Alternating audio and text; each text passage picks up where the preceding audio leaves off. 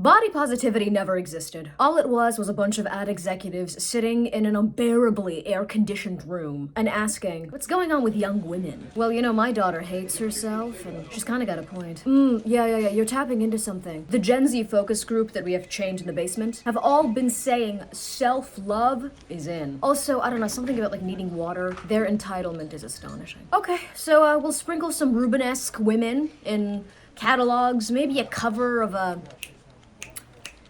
What is that PSYOP's name again? A Cosmopolitan magazine? Yes. And then they ring a little bell, and some terrified interns are shoved into the room. And the lead ad executive starts shaking employment contracts in front of them and going, you want these? Start dancing! And then an ABBA remix starts blasting, and the interns are like doing a little two-step while crying. What I mean is that beauty standards, at least as it pertains to the ideal body type, have not really shifted all that much. The ideal might get a little sturdier, the harsh winter survivors, as I like to call them. But the spectrum is pretty set. This is why I don't get when people are like, thin is back in. Thin is back, it never left. The emphasis on weight within the mainstream body positivity movement always confused me. Like they were really drop-kicking burn victims and amputees out the way. I saw Tess Holliday tip a disabled person into a ravine. It was Stephen Hawking. That's what killed him. And as a little buck-toothed middle schooler, I mean truly, I was just like a little mouth-breathing almond. I'd hear these people criticizing the fashion world or Hollywood or, I don't know, any other like covert grooming industry for setting unrealistic body expectations. And look, I'm not a fan of these industries, I'm not sticking my neck out for them, but all I could think was, isn't it their bone structure and height that's actually unattainable? Like getting maximum security prison shredded or Slavic trophy wife svelte takes effort. Sure, the former usually requires some pharmaceutical assistance, but it's technically feasible. You know what isn't? This face. Height is one of those beauty requirements that, let's be real, like as a woman, I got off easy. With the exception of, you know, maybe women who have dwarfism. If you're just a standard short woman, you know, like I'm 5'2", that's 1.29 Miss Juicies. My height wasn't really considered that big of a deal, besides being insecure about it when I was 12, and then Googling what to do about it, and then just getting the response, I don't know, girl, move to the Philippines, at least then you'll feel taller. But realistically, it has not affected my life or my dating options all that much. Just look at the common insults in the misogynistic arsenal. Ugly, fat, harlot, old. Those are just my morning affirmations. And for men, it's what? Broke, maidenless, balding, manlet. The people online going for cheap shots when it comes to physical appearance, it's not surprising when it's like barbs. They'll find out that you used to be in foster care and FedEx you photo albums of happy families. Every race combo too, to ensure that you personally, whatever you look like, get to see what you could have had. But it's frustrating when people who, I wouldn't exactly call them like, you know, body positive activists or anything, but I don't think they would be making fun of a woman's appearance like this, at least not publicly. Will then weaponize an immutable physical characteristic when it happens to be a man. When I see a man that is 5'8", I'm like, look, a garden gnome. At a certain point, y'all gotta pick a lane with this. You can't help foster an environment where certain aspects of someone's appearance get made fun of and then be shocked when people are insecure about said aspects. Add to that, height is generally advantageous in life, especially when it comes to having romantic prospects, and that social media is a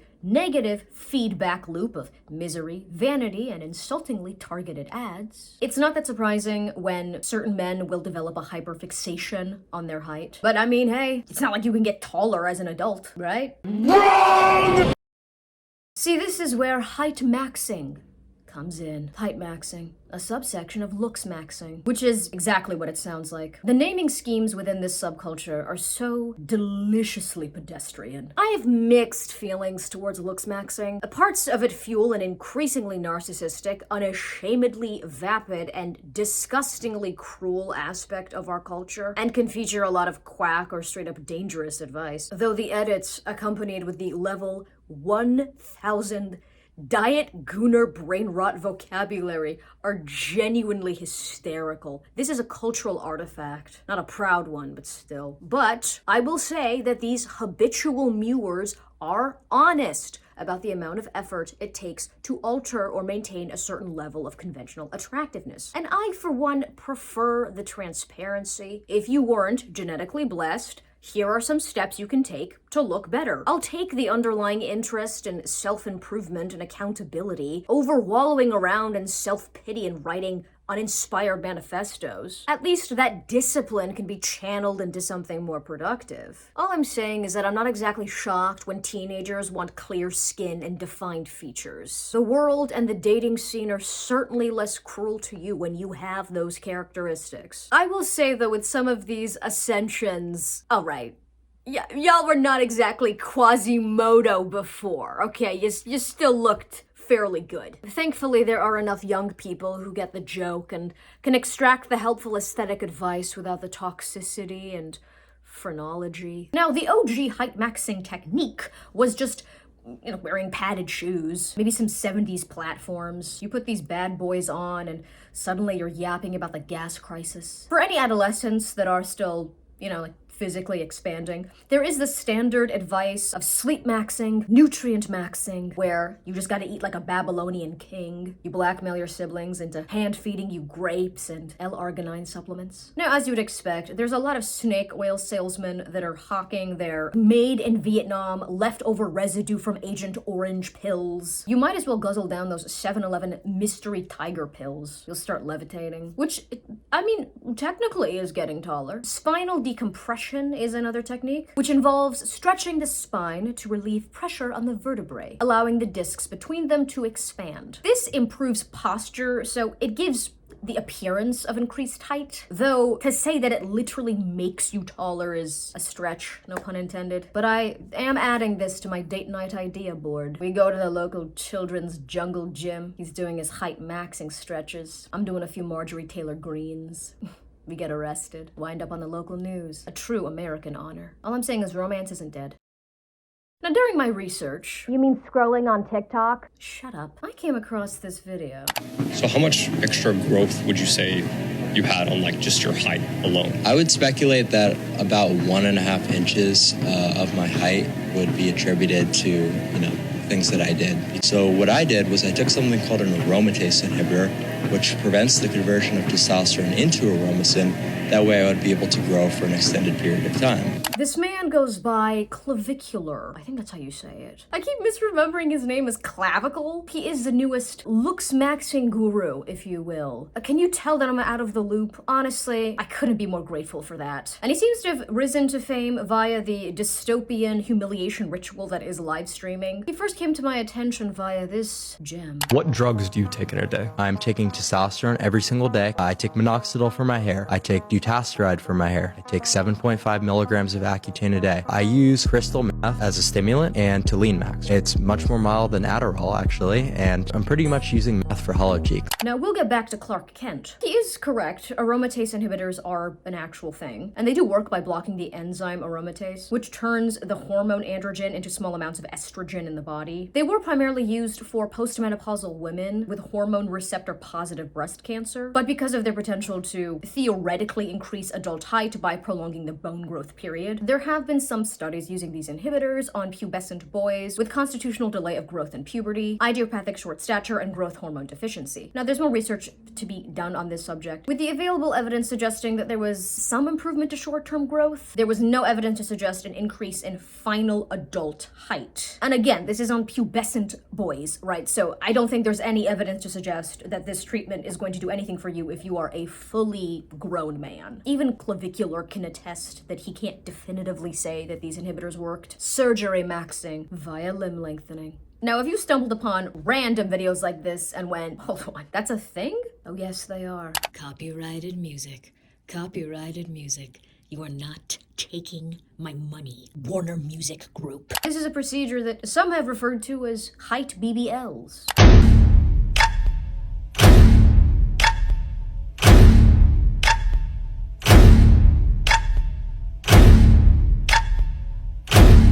The editing is so ominous. He looks like he's creating an army of talk radio listeners. The procedure is done via a technique called distraction osteogenesis, which was developed in the 1950s by Soviet surgeon Gavril Ilizarov.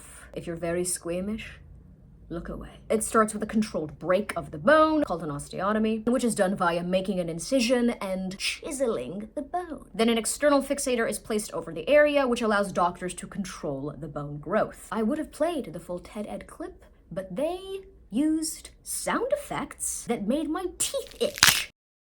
Now, this was developed, obviously, to treat people with a number of mutations, diseases, or injuries that affected proper bone growth, or differences in limb length, and it still is used for this reason. But never forget the cardinal rule of the cosmetics industry. Where there's an insecurity, there is money. The more modernized technique uses an internal rod placed within the bone, where you'd use a remote control to rotate the rod inside the bone. Sometimes it's a precision nail as opposed to a rod. The actual separation of the bone is done manually.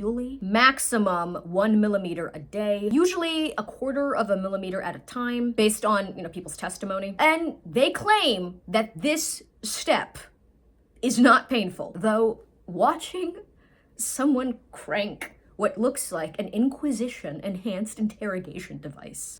It causes me to convulse. I feel like someone is compressing my spine like an accordion. There is a limit to how much growth you can get with these surgeries, because 10 to 15% of the original bone length is considered the recommended safe amount. Maximum 20% if you really want the GRU special. So that's about 2 to 3 inches, or about 5 to 8 centimeters in the femur, or the thigh bone, and about 2 to 2.5, or about 5 to 6 centimeters in the tibia. But you can get up to 3 inches. The surrounding muscle and nerves are actually the real limiting factor, since the muscles can only be lengthened about 12 to 15% of the original length of your leg, and healthy nerves can only stretch about 6 to 8% of their resting length. That's why when you look at the legs of a lot of these patients, you can tell that the muscles have been stretched like Laffy Taffy. Now, my immediate first thought after finding out about these surgeries was, wait, what about the proportions? These surgeons are gonna have these men looking like a child's drawing of an adult. The spine is way too sensitive and risky to be tinkering around with like this, so you can't really do anything to the length of your torso. So, the legs are the only thing you can alter. A proportional tibia to femur ratio is 0.78 to 0.82, which means that the tibia should be roughly 78 to 80% the length of the femur. Now, a few centimeter difference, that's not really that noticeable, but 3 inches, that's got to be, right? They got me squinting at the recovery footage. If your legs are already disproportionate, maybe it won't be that bad. I assumed that they would just do a little on the thigh and a little less on the shin, right? But again, that's 2 separate surgeries. So you gotta take all of the risk, pain, expenses, time, everything else that comes with this, and double it to get those results. So in any case that you see of somebody gaining 4+ inches, which are usually outliers to begin with, take the example of Denzel Siggers, who grew about 6 to 7 inches. He had to undergo 6 surgeries total. 3 of them were probably extraction surgeries, but that's still 3 surgeries total. He did get them in Turkey, so at least he got a bit of a discount. Now, even if you luck out and your legs don't look wonky relative to the rest of your body, some of the people in these comment sections, they got a point, because you still have your original wingspan. Now, you can technically get this procedure done on your arms, but you can't do anything about the torso. So if anything, that would just make you unlock Gibbon build. So what does the recovery for this look like? So you wear the device for roughly about 3 months per inch of bone growth. So 2 inches of growth, that's about 6 months of the iron cage, during which you might as well put in a pacifier and start blasting Coco Melon, because you will have the lower body mobility of a baby. You'll need x-rays and a physical examination every 10 to 14 days, where I assume they just place your pain meds on the other side of the room and go, all right, fetch. All right, settle down. I was just kidding. Patience has no sense of humor. Takes about 6 to 8 months for full bone healing, and about 1 year after the initial surgery, they gotta put you under again to zoink that device out. That's not even covering the extensive physical therapy that is required. You know they are blasting Linkin Park albums in those sessions. Watching footage of some of these patients a few months out of surgery, their movements are quite stilted. Even 2 years out of surgery, the full range of motion still seems a little limited to me. I'm wincing at every move. I feel like I'm watching 2 Fabergé eggs stumble down a marble staircase. Is it not telling that some of these patients are 4 years post-op and being able to walk walk up the stairs or jog lightly is seen as an accomplishment. This is supposed to be a young man, not an abuela that just got a hip replacement. People who've had the procedure will claim that they can reach their prior physical abilities. I don't know how I can show you that my flexibility is normal.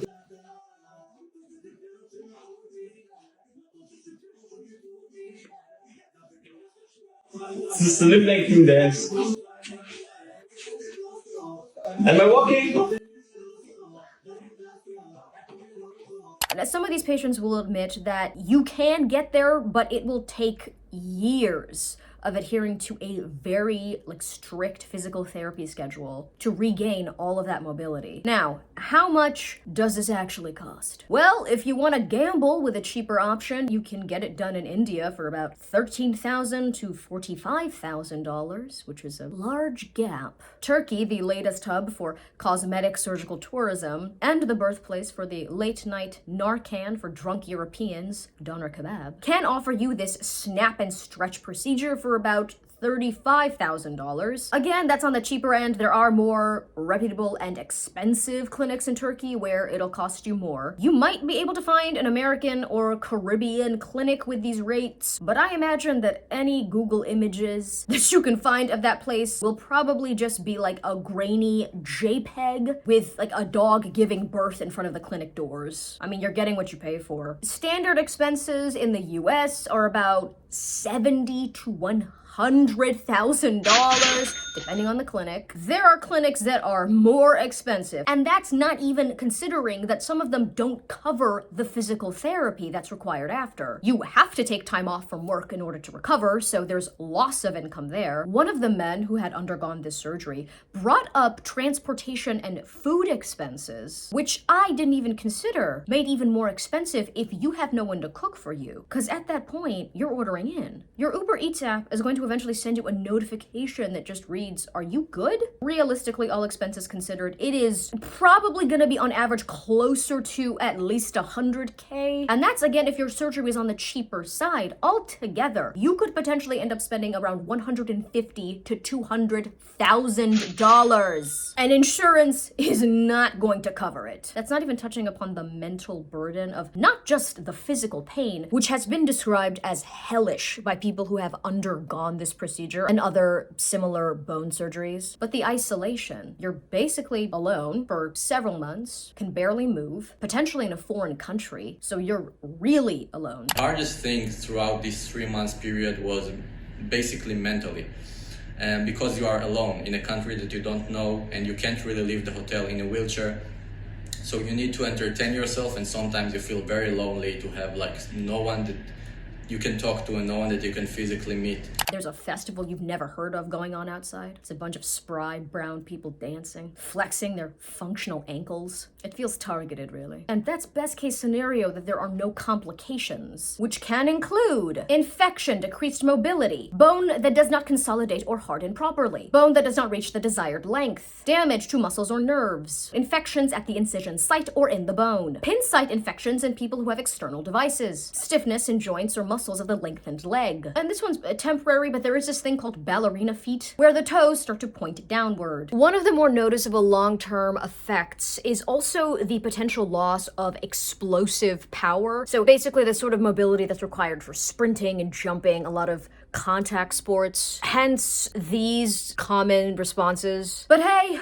you might be, 2 to 3 inches taller. And here's the thing, there are people who will still see this as a worthwhile investment. What's a year of suffering if it means that I won't die alone? Or if I'm spared from being the butt of the joke? Theoretically. Incredibly debilitating complications can occur, like serious infections, especially if improper or experimental techniques were used. In the case of Eileen Fu, she had one of her internal nails split and break through her femur. The additional complications left her with uneven limbs and numerous health issues. So expensive corrective surgeries and physical therapy will then be required in order to mitigate any of this damage. In the case of Eileen, in her own words, it left her single, unemployed, penniless, and disabled for several years. Now, if all of the safety protocols are measured, the short-term, serious, or permanent complications of the operation are relatively low in the US, with the external fixator resulting in more issues. Bone fracturing seems to be the most common, although these issues can be remedied. The international surgeries seem to have similar complications, though it is important to remember that the data on this is fairly limited, especially on surgeries performed outside of the US. The procedure still has a fairly high satisfaction rate, though, at least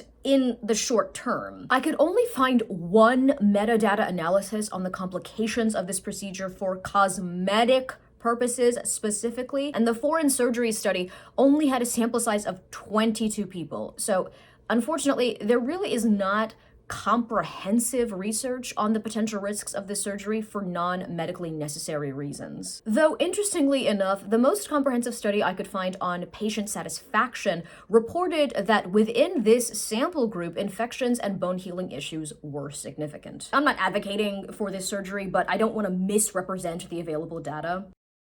It's hard to know if the initial euphoria of this procedure will wear off in a few years. We simply do not have the long-term stats on these surgeries' potential health complications, since its use for cosmetic purposes are a fairly new phenomenon. So most of the long-term studies would have assumedly been done on people who underwent the surgery for like medically necessary reasons. We just don't know if 20 years down the line, these patients whose natural mobility will start to decrease at that point will have the same satisfaction rates. Despite this procedure growing in popularity, it is still fairly niche. And thankfully, there are enough men realizing that maybe reaching 5'7" ain't worth all of this. Bro, for all the men that's getting height surgery, I'll never understand it, gang. I ain't gonna capture you. Like, I know the dream and goal for most men is to be 6'3", 6'4", 6'5", and sound and look real fucking good, G. But unfortunately, that ain't the reality, bro. God ain't giving that to everybody, G. But for y'all men that be traveling these countries, paying over 50 to 100K just to fucking grow from 5'5" to 5'10", like 5'7" to 6 foot, 6'1", my nigga, you paying all that bread and going through that fucking surgery to break your fucking legs, and you still ain't even the tallest nigga in the room, bro. I ain't gonna cap to you. I got nerve too. I'm only 5'10", 5'11". I would love to be fucking 6'3", 6'4", but G, ain't no fucking I'm ever breaking my damn legs, G. And then the recovery process, G, ain't no way you putting screws and rods in your fucking leg, bro. Hell no, G. Y'all ass be walking like it hurt, sitting like it hurt. You can't run the fucking thing. Just be looking goofy as hell, bro. I ain't gonna cap, G. You gotta be thankful for what the fuck I give you for. Even if you 5'5", 5 foot. Kevin Hart and all the short kings out there making the shit work, gang. I ain't gonna cap to you, for. But to break your fucking to never be able to walk the same, you don't damn sure can't be no fucking athlete, because you ain't never gonna run the same or do shit the same. And then think about it, bro. You've been paying that bread to get tall and shit, and still gonna get your ass beat the fuck up. One kick to the leg, it's raps.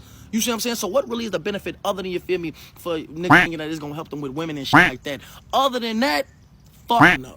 Now, considering that the average height difference before and after the surgery isn't really that great, and some of these men are like 5'9", 5'10" at the starting point, which I will say, they're appropriating short culture. 6'2", trying to be 6'6". Y'all are just greedy, regardless. Considering the relatively small difference, you do have to question whether the slight, increase in self-esteem or satisfaction with life could have been achieved without the surgery. Arguably, the greater potential advantage that this height could give you would probably be dating-wise. First off, I don't think anyone is entitled to a date or a relationship regardless of what they look like, okay? But let's not pretend as if being taller as a guy, is not an advantage. My issue is, can you definitively say that this girl wouldn't have dated him at 5'6", but now that he's 5'8", maybe? If you could maybe get a foot taller, you go from Danny DeVito to, not LeBron exactly, but, I don't know, Steph Curry, when you light-skin max. I could potentially see the argument that this would objectively improve your dating stats. I can't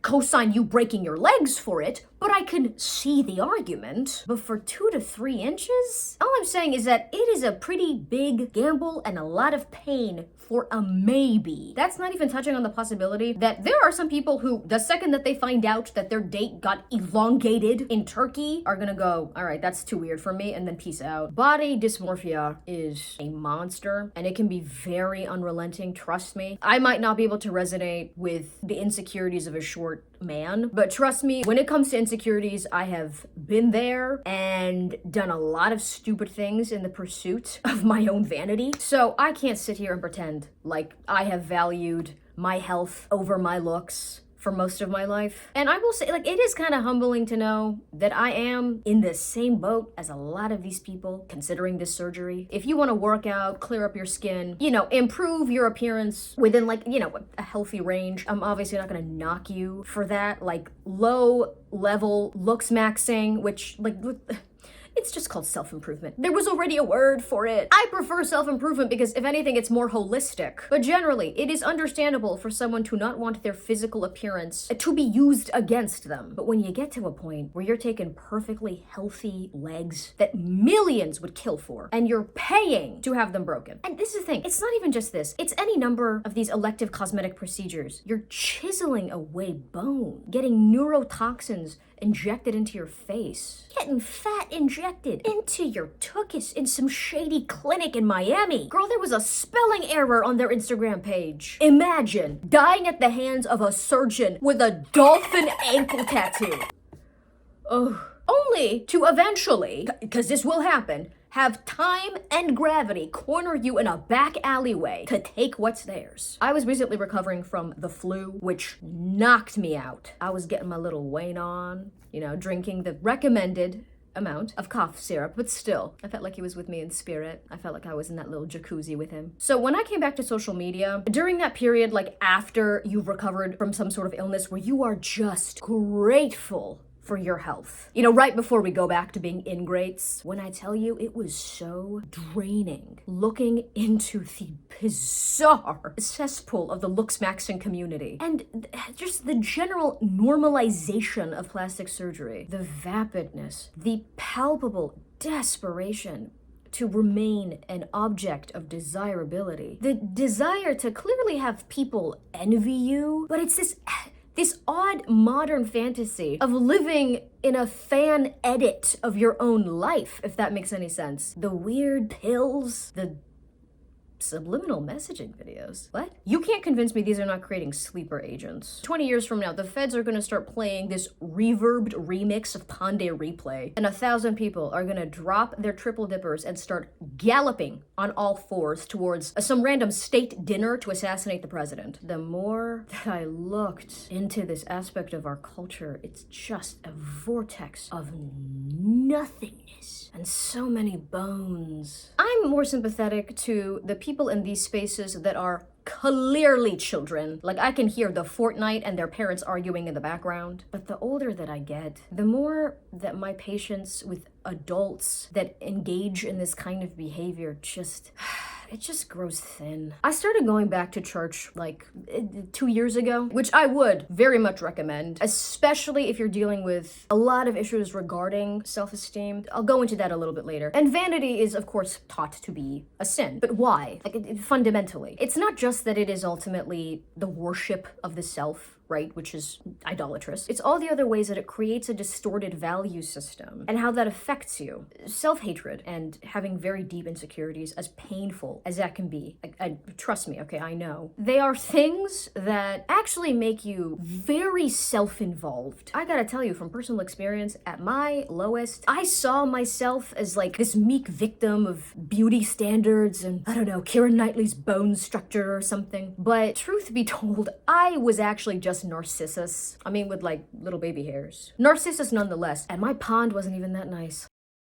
This is what happens when you just refuse to accept the cards that God has dealt you physically, which can be very hard when the world treats you poorly as a result of them. Like, this isn't just a matter of you having low self-esteem. Some of people's physical insecurities does stem from an understanding that you are afforded a level of humanity when you are considered conventionally attractive, and accepting that you might not be getting the halo effect residuals is a tough pill to swallow. I mean, in the grand scheme of things, we could have been born into like a war zone. It's not the worst hand to have been dealt. But what is the alternative? It's sitting in a hospital bed looking like Jack Hanma, and the next time you see your grandma, she thinks that she's got dementia because you look slightly taller and you don't want to lecture, so you gaslight her. You're not proud of it. Or it's potentially croaking on an operating table because you would rather die than look 45. Or, maybe it's not, physically altering your appearance, but it's festering in bitterness at the world or women or whatever because you think that the world owes you something. Resistance is futile. What is that from again? The Bratz movie. Also, I can't stand when people do not have any nuance when it comes to accepting certain, physical limitations. I'm not talking about, basic self-improvement that doesn't compromise your health. Or if, somebody has scoliosis, I'm not gonna go into their physical therapy session, knock the walking sticks out of, how do you treat scoliosis? Regardless, I'm not gonna go up to them and go, have you considered that, maybe God wants your spine to be shaped like a question mark? You're actually kind of a narcissist. You know what I'm talking about. Clavicular is actually a fascinating case study in how empty the Looksmaxxing lifestyle is. Combing through the archived footage, I felt like an anthropologist. You know what, not even. I felt more like Jane Goodall. The world was so foreign to me. Would you rate Michael B. Jordan? Let me tell you something. A lot of girls I know, they really like Michael B. Jordan for whatever reason. I can tell you the reason, right? It's the fact that he's rich and famous. He's far below average. I would say that he's about 4 out of 10, maybe 3.5. Super facially challenged. So Michael B. Jordan is not a mugger, not good looking at all. Madison Beer's up there? Top 5? Madison Beer, she could be, maybe. She doesn't have the blue eye halo, so. Yeah, it's a film. Yeah, I don't know. Boy, if you don't... With some of these clips, I can't tell if he's joking. This memed image of him and his grandmother, which I'm 95% sure is real, it's mesmerizing. There's so many layers to it. Someone said this looks like a modern American Gothic painting. You think his grandma knows that he does crystal? She packs it for him. She puts a cute little note next to it. Now, to be fair, I have enough brain rot to know what mogging is. When I health mog the people in the ICU. Now, Clav is not going through with the 6'2 to 6'6 height surgery that I mentioned earlier, but his reasoning is interesting. Leg lengthening surgery. No. I was intending on that, but now that I'm famous, you guys see the way that women treat me. You see the clips on TikTok posted, women screaming and shit when they see me. So we don't really need to do that. We just need to get the jaw surgery and we'll be good. I'm already good right now. Despite already having fairly good bone structure, the pursuit of Chaddom, I don't think that's the right word. Well, it is, as you'd expect, it is an endless quest. It is a black pit. So he still wants to get the handsome Squidward jaw surgery. You know what's funny and also kind of tragic is that if he actually does go through with the Giga Chad jaw procedure, you know what the response is going to be from a lot of these people? Doesn't even count if it's purely artificial. All that work for your kids to look nothing like you. You succumbed to societal pressures and mutilated yourself so that what? A bunch of guys in your live stream could spam the comment W? You're still gonna get mogged by a natural, high testosterone, possibly French, homegrown Giga Chad. He blasts gear, but he's still pretty small. You can't win! Isn't that the point? I don't know. Clav, if you're watching this, I know that you are. You can get off the hamster wheel. Maybe he will, I don't know. He's still 19? He's either 19 or 35. I guess that's maybe the good thing about a lot of people within this community is I don't even want to call it a community really. It's more of a collection of people. Is the rec room of an asylum a community? They're young enough where hopefully they can come to their senses. You can keep the skincare routine. Just you don't have to hit your jaw with a chisel to cause micro breaks and make it bigger? I assume? What is this, Michelangelo maxing? What are you meant to do if you're insecure about an immutable physical characteristic? I am not gonna give you the generic, you should just learn to love yourself because you're perfect. One day you'll realize that you were beautiful all along. My advice would actually be to just stop thinking about yourself so much. Accept yourself. Be confident. It's such vague advice. How? How are you actually meant to do this? You need something to actually be confident in. You need a core aspect of yourself to be proud of. Logging off, detaching from aspects of, you know, this world or social media, whatever. Like, it's helpful, sure. It's not enough, though. My opinion is that the solution to something that is rooted in self-involvement is not positive self-involvement. That's just the opposite side of the same coin. If anything, it's to be selfless. I know that this might sound silly or whatever, but it's just to start doing things for other people. It doesn't even have to be something big. Like, you can sign up to do volunteer work. You can actually talk to your grandmother. Is this gonna change how other people, you know, perceive you physically? No, obviously not. You can't control what is valued within our world. But doing things that give you a sense of confidence and purpose that aren't rooted in yourself and your physical appearance is a good place to start. So I hope I'm not coming off as being so self-actualized, like, oh, I'm just dispensing my pearls of wisdom to the peanut gallery as I levitate above you. Because honestly, that is not the case. I normally don't get that personal on this channel. I certainly did not expect a Heightmaxing video of all things to like get me in my feelings like this. But I will say, one of the biggest things that actually did help me with my self-esteem was my faith. I mean, look, cross on my chest, I feel like a Dominican father. There is an immense sense of comfort in knowing that you were not created to be desirable or to be validated by men or the world. And I'm nowhere close to where, you know, I want to be mentally or spiritually, but the unconditional love of Jesus Christ has been immensely healing to me. And I do genuinely hope that that can be healing for you. Like, I'm not even like trying to be corny or whatever, you know, but all I'm trying to say is, Cash App me. No, I'm not a mega pastor. But in all seriousness, my faith has genuinely been very helpful in this area, and I think it could be helpful for you. So I guess that's a good note to end this video on. I don't know what I was gonna say. Amen, hallelujah. Anyway, as always, thank you for watching. Shout out to my top patrons. If you would like to donate to my Patreon, please click on the link in the description or down below. I have like 3 years of back catalog on there, so times are tough. Also, because I haven't been uploading that frequently, so I guess that's on me. Anyway, thank you to my other lovely patrons. Your name should be scrolling on screen as I speak.